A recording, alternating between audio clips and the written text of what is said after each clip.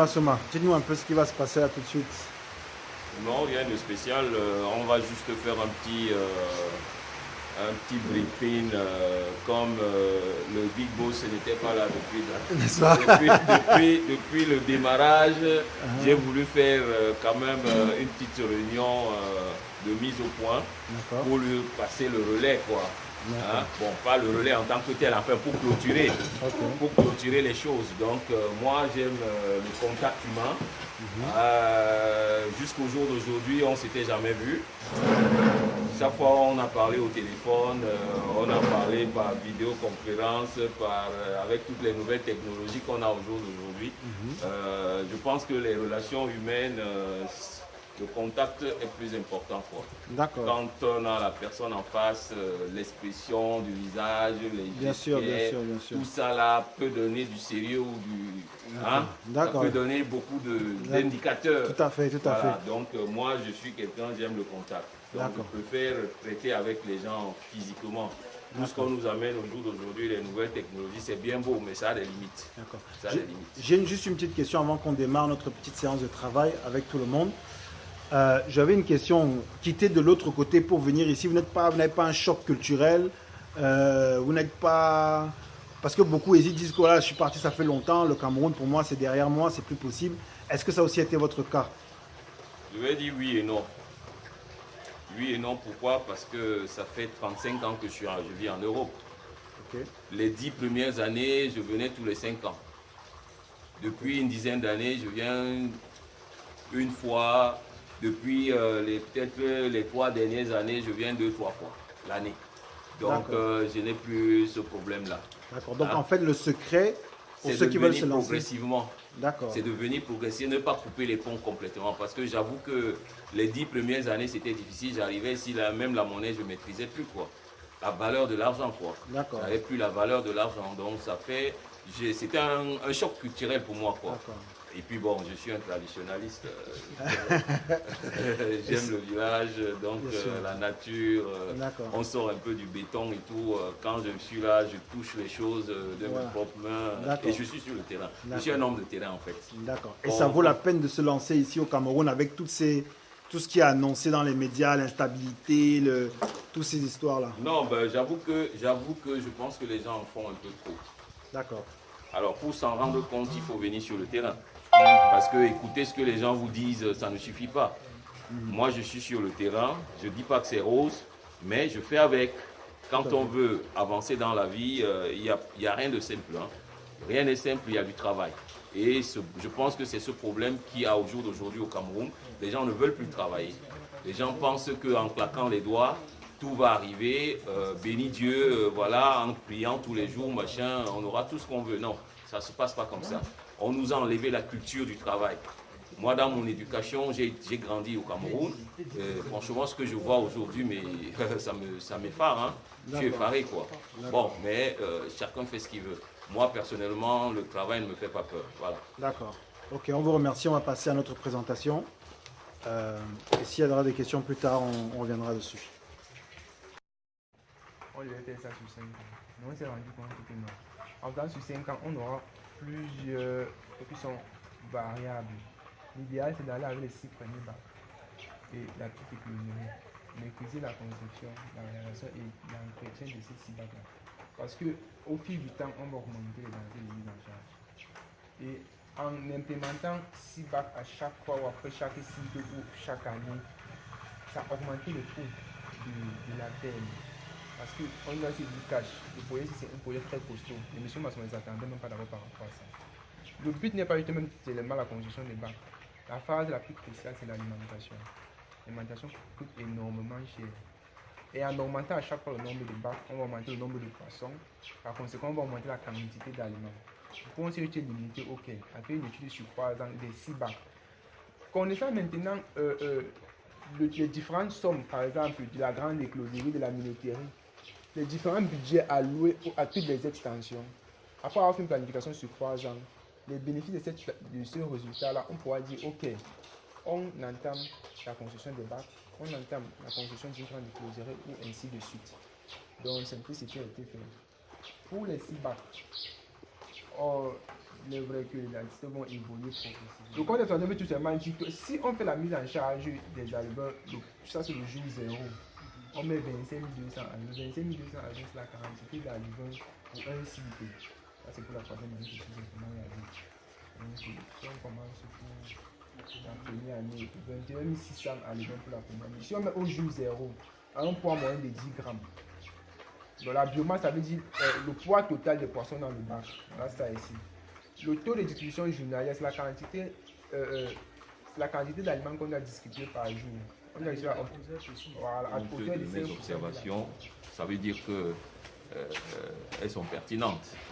D'accord. Je crois en aparté, tu m'as posé déjà cette question-là, mais pourquoi je ne solde pas M. Yété?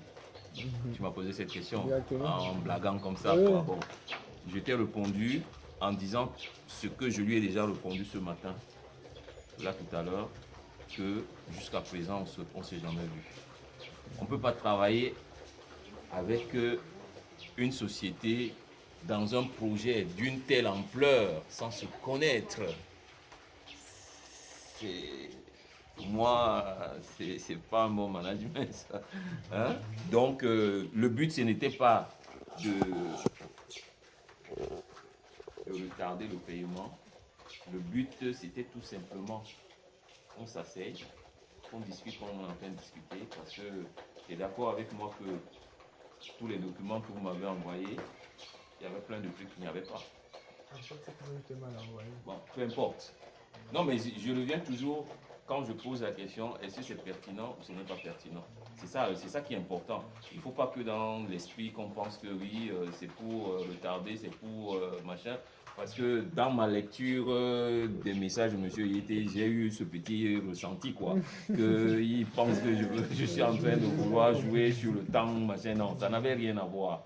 Ça n'avait rien à voir. Donc, ces informations que tu viens de donner là, c'est bien de les avoir. Moi, ce qui m'a dérangé, et je vous le dis clairement, c'est pour ADPM que je fais cette observation-là. Parce que on est une équipe, moi c'est comme ça que je vois la chose. On a commencé un truc et je veux qu'on aille jusqu'au bout. Il ne faudrait pas qu'on se retrouve dans les mêmes travers. C'est pour ça que j'insiste, j'ai d'abord insisté pour cette réunion, qu'on se voit physiquement et qu'on se dise les choses en face. Hein, c'est très important et ça c'est ce qui tue le Cameroun aujourd'hui. Les gens n'ont pas envie d'accepter ce qu'on leur dit. Ils ont la pensée unique et ils pensent que pour eux et ils pensent que pour leur ventre. Le reste, ça ne compte pas. D'accord? J'insiste là-dessus tout simplement. Pourquoi? Parce que c'est la deuxième fois que la même remarque je l'ai déjà faite au niveau de Excel. Les chiffres. Si mon mémoire est très bonne. La première fois, j'ai fait une observation, oui, les chiffres ne correspondaient pas, vous avez corrigé. Là, le même problème se pose. Je me dis qu'il y a un problème. Le projet que vous m'avez remis aujourd'hui, est-ce que vous l'avez exploré? Parce que ça engage quand même un DPM. Votre crédibilité. Vous faites circuler un document qui vient de chez vous et vous ne vous assurez pas que le document est... Ok, vous faites confiance aux techniciens, mais moi, je ne suis pas technicien. En le parcourant, j'ai trouvé des trucs. Vous comprenez? C'est ça que j'ai voulu attirer comme attention sur ce truc-là. Ce n'est pas ça qui m'intéresse, forcément. Puisque je sais que ce document-ci, et je vous l'ai dit, pour répondre à votre question, j'ai consulté. On m'a dit qu'avec ce document-ci, vous allez voir le banquier, il va croire que c'est un chiffon. Pourquoi? Tout simplement parce que toute la partie financière qui concerne le banquier, ça n'apparaît pas là-dedans. Les chiffres sont... Et je vous ai parlé du lexique. Quand on prend un tableau, tout le monde ne comprend pas, n'est pas dans votre esprit pour comprendre comment vous avez conçu votre... Un tableau, c'est quelque chose, dès qu'on l'ouvre comme ça, tout le monde doit pouvoir le lire. Sans vraiment... voilà, parce qu'il y a le lexique en bas. Quand tu as des abréviations, tu regardes, pour quelqu'un qui a l'habitude de lire un tableau, quoi. Et ça manquait dans votre document. C'est des petits trucs, mais qui sont très importants dans le commun de mortels, quoi. Quand tu es dans enfin, je dis ça par rapport à peut-être là-bas, parce que je sais que là-bas, ils sont rigoureux. Ils sont rigoureux. Bon, peut-être ici, ça ne compte pas, mais vous êtes jeune. La méthode, le travail, c'est ça qui paye. Il faut être méthodique. Tu vas voir que ça va payer. Ne prends pas le truc parce que oui, ok, M. Massoma vous a donné un délai de 1 mois, il faut que je sorte le document en 1 mois. Non, moi je mettais ma part de pression, c'est à vous de gérer votre pression.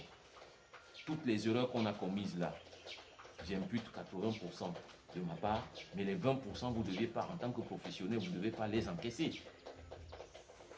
Vous ne deviez pas les encaisser. Quand je dis, je veux... Si vous n'êtes pas prêt, vous dites, Monsieur Massoma, franchement, on n'est pas prêt, accordez-nous encore une semaine. Vous ne livrez pas un truc dont vous n'êtes pas sûr. Je vous donne un exemple très simple. L'implantation a été ratée là. On a encore vu ça hier. Il devait passer à une route là. La route tombe sur les closeries.